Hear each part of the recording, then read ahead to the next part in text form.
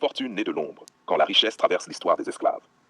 Il y a des richesses qui brillent dans les vitrines, dans les banques, dans les noms gravés sur des bâtiments, sans jamais raconter ce qu'elles ont traversé pour exister.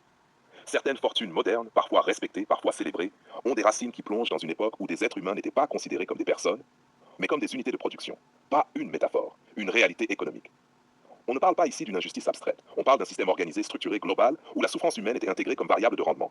Des plantations, du sucre, du coton, du café, du commerce transatlantique.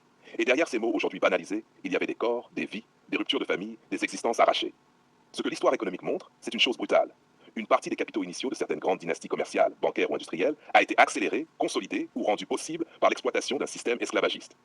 Cela ne signifie pas que toute richesse actuelle vient de là. Mais cela signifie que l'accumulation globale de capital, à une époque clé de l'histoire moderne, a été profondément influencée par ce système. Le mécanisme est simple dans sa logique, terrifiant dans ses effets. Travail forcé gratuit, production massive de matières premières, exportation vers les puissances industrielles, transformation en produits finis, réinvestissement dans l'économie européenne et mondiale. Un cycle économique où la valeur était créée sans rémunération du producteur, puisque le producteur était lui-même possédé. Et dans ce système, la richesse ne se voyait pas seulement dans les ports ou les plantations. Elle s'est transformée en banque, assurance maritime, compagnie commerciale, infrastructure urbaine, industrie naissante. Une économie moderne s'est construite en partie sur ce socle historique. Mais le plus troublant n'est pas seulement ce passé, c'est la manière dont il a été raconté, ou plutôt non raconté.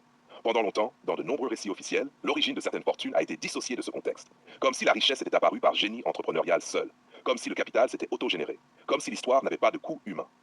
Pourtant, les archives existent, les registres aussi, les trajectoires économiques aussi. Elles montrent des liens, parfois directs, parfois indirects, entre accumulation de capital et exploitation coloniale. Mais comprendre cela demande de regarder une vérité inconfortable. La prospérité de certains espaces économiques s'est construite en parallèle de la destruction de vie ailleurs. Et cette tension ne reste pas enfermée dans les livres d'histoire. Elle continue d'habiter le présent, pas forcément sous la même forme, mais sous d'autres visages. Inégalité économique persistante, héritage de richesses concentrées, fracture sociale héritée de systèmes anciens, mémoire collective incomplète. La question n'est pas seulement historique, elle est aussi morale, politique, presque existentielle. Que fait-on d'une richesse quand on comprend son origine? L'efface-t-on du récit? La contextualise-t-on? La reconnaît-on sans la réduire? Ou la transforme-t-on en point de départ pour autre chose?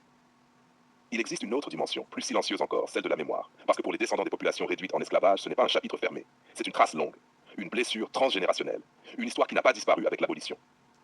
Et pourtant, dans certains espaces publics, économiques ou culturels, le lien entre richesse et histoire est encore peu interrogé, comme si poser la question dérangeait plus que le fait historique lui-même. Mais une société mature ne se construit pas sur l'oubli sélectif. Elle se construit sur la capacité à regarder les origines complexes de ce qu'elle est devenue, sans simplifier, sans effacer, sans glorifier non plus. Parce qu'une richesse n'est jamais seulement une somme d'argent, c'est aussi une trajectoire. Et certaines trajectoires ont traversé des zones où l'humanité elle-même a été mise entre parenthèses.